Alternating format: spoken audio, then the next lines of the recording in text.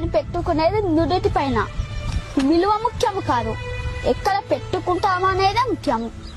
ఉప్పులాగా కటువుగా మాట్లాడేవాడు నిజమైన మిత్రుడు. చక్కెరలాగా మాట్లాడి మోసగించేవాడు నీచుడు. ఉప్పులో పురుగులు పడ్డ దాఖలాలే లేవు, తీపిలో పురుగులు పడని రోజే లేదు.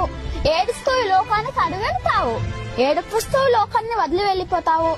రమ్మన్న సమర్గంలోకి ఎవ్వరూ రారు, వద్దన్న చెడు మార్గాన్ని ఎంచుకుంటారు. పాలు అమ్మేవాడు ఇల్లు తిరగాలి, సారాయమేవాడి దగ్గరికే అందరూ వెళ్తారు.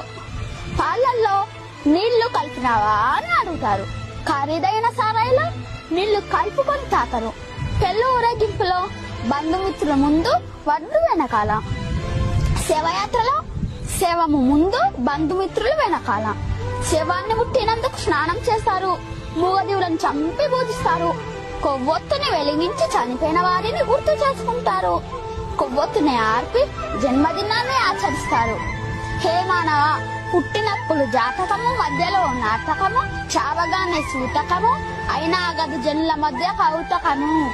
కష్టం వస్తే భగవంతుణ్ణి కొలుస్తారు, ఆయనకు రాబోయే కష్టాన్ని ఆపడు. నిత్యం స్మరిస్తే కొండంత కష్టాన్ని గోరంత చేసి సులువుగా దాని శక్తి నీకు ఇస్తాడు.